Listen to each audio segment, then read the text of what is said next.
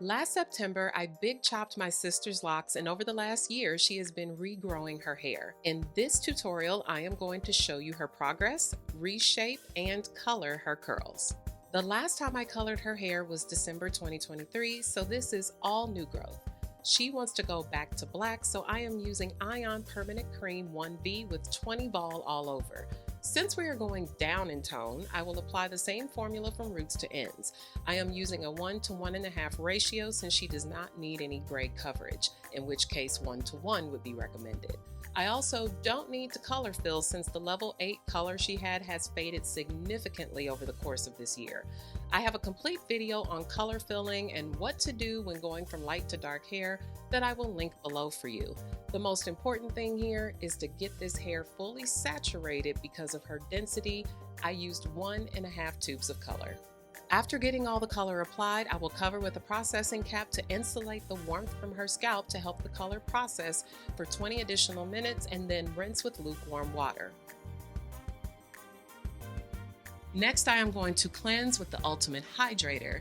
This shampoo has a unique blend of botanicals, essential oils, and proteins that give scalp and hair pH balance while improving the overall health with each wash. It's got carrot seed oil to stimulate growth, hydrolyzed wheat protein to strengthen, and marshmallow root to improve elasticity and combat itchy, dry scalp.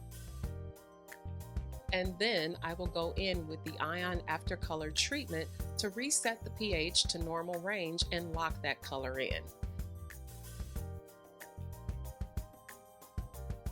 And then last, I am going to deep condition with my elasticity restoring treatment, which is going to smooth, hydrate, protect her hair, and give her the foundation she needs as she is growing out her hair to prevent breakage. On her next wash day and forward, she will switch to my scalp clarifier and the Ultimate Hydrator shampoo with the elasticity restoring treatment every week for wash day. The collection is safe for color treated hair, so no worries on that. Do you usually try to wear it like forward like this? It shrinks too much still. So what do you want to do? I want to be able to wear it like this. You want to wear it forward? Yeah. Okay. It's just this hair in the front. Once it fully dries, it'll be like up here. Okay. And I don't like the way that looks. I think I'm gonna use the smoothing pudding because I feel like it'll put the weight, make your hair stay heavier, and then sitting under that dryer to keep it stretched. Because you usually be air drying, right? For the most part, and then I diffuse. The diffuser is making it shrink more. If you sit under that dryer, it should keep it stretched. So we'll go in. Yeah, I gotta get this mullet from back here. Just pull it just a little bit. Last December, I took some of the weight out of the sides and nape hair. She was at the beginning stages of grow out and I didn't want it to become unbalanced. I am going to convert her shape now to square layers with a square perimeter so it can continue to grow into a round bob-like shape.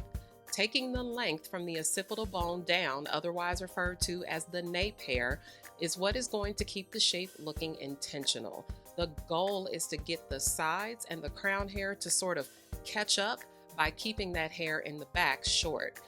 I know it is super tempting when growing out hair to get attached to that little drop length back there, but if it's longer than the hair around your ears, it's a mullet, and it's going to be hard to style and it looks off balanced. When growing out a big chop like this, you will need several in-between cuts to have a graceful, stylish grow out.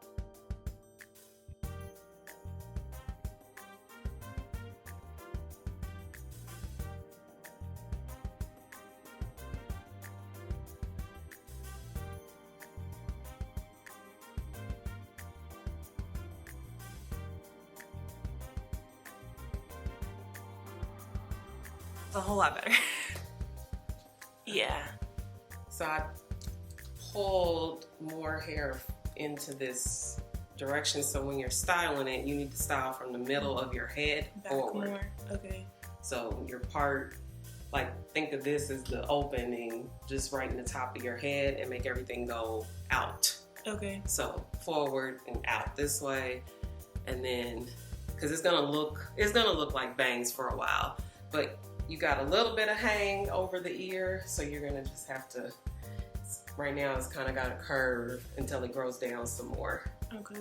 But this will be a good middle shape. Yeah, it looks better than what it did. Yeah. I took some of the... I couldn't do anything. I took some of the weight from underneath so it wouldn't hang as low, and then left it around the ears. Yeah? Yeah. Shake it around a little bit. I like that a whole lot better. Because I don't know what that was before. But I like it. Okay. Now I am going to apply the curl primer to lay the foundation for definition and the smoothing pudding to add weight, hold, and smooth finish to these curls. I am using a Tangle Teezer brush to evenly distribute, and then I'm going to finger shingle into curl clumps. I'm not going to be overly perfect on that clumping though, because I need that volume to fill in the shape once it's dry. So take note of how I'm not getting a bunch of product in the roots, because I need that hair to be movable on the back end, and I want it to stand away from her scalp.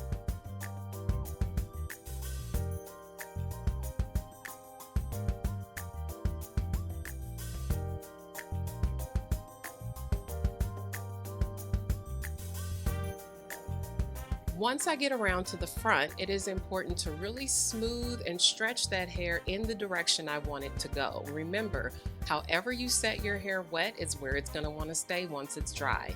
Remember earlier she said that it shrinks too much, so she was having a hard time wearing it forward. This is going to help prevent that.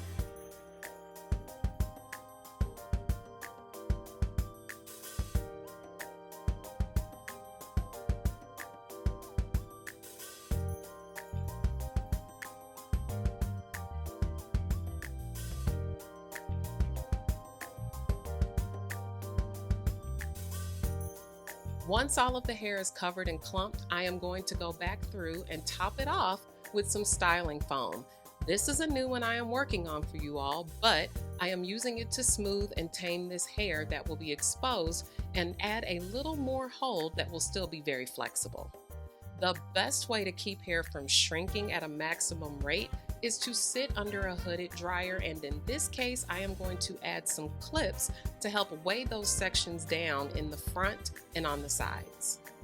Let me just take this hair on the side and do that. Kind of help it resist wanting to draw up while it's drying.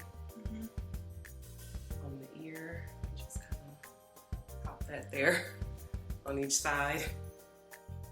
It'll kind of help it resist the urge to jump up on you.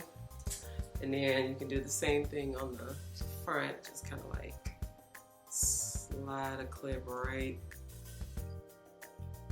there. And that'll help keep this down while it's drying, and over time it'll train itself. You know what I mean? Like as your hair keeps growing out, the weight of your hair will eventually start keeping it down. But it's still in that, right, we're almost Bob. You know, it's giving Robert.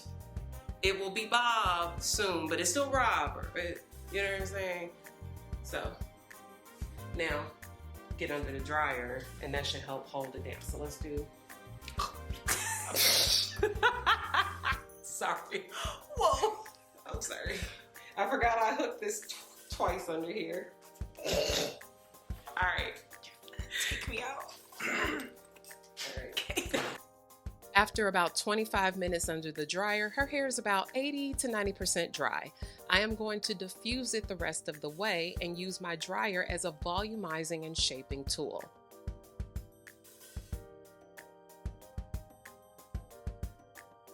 The FHI Heat Versasphere is my new favorite blow dryer. This thing is so lightweight, quiet, with a powerful motor. It's ceramic and made to dry without frizzing the hair. It comes with 6 different attachments that hook onto the dryer with a latch release, so they cannot come off while in use. I would say this rivals the Dyson dryer, but for a lower price point. So if you have been looking for an upgrade to your blow dryer, take a look at this one. I have a link and a discount code in the description below this video for you. The teeth of the diffuser double as a comb and fluffing tool. I am gently stretching the roots and creating the shape. I say this to you all the time. You have to look at hairstyling as creating art. It's like sculpting. You have to help it get into place. You're also going to need a wide range of tools sometimes to get it done. And when you're finished, finishing products to add shine or a little more hold are always going to further support that beautiful outcome that you want. Cute. Now that's hair. Yeah, it's cute. It's cute. She does side by side comparison of the other one. Yeah. That red one. It is a square, kind of square Kinda layers. So kinda. I cut it the same way. It's square layers. So. Cause I liked that one too. That red one. Turn your body. Turn your. At night, she will cover with a bonnet and fluff it out in the morning. She could add some curl primer if she wanted to and recoil some pieces, but I'm gonna just tell y'all the truth. This child is going to do nothing but pull that bonnet off, fluff it a little from the root, and walk out the door. Very low maintenance, low fuss person when it comes to hair. Here is a video she sent me a week later with this same style I did for her. You'd be surprised how the right haircut, the right products, and the right methods will increase your style longevity so much without refreshing or redoing between wash days. Also, to my surprise, she got a little courage and decided to straighten her hair all by herself for the very first time. Y'all, I have given this girl countless blow dryers and flat irons over the years, and she has never used them unless I did it for her. But she took the FHI Heat Platform Blowout Brush and the Curve Pro Styling Iron I sent her and did this all by herself. I am beyond shocked and proud of her.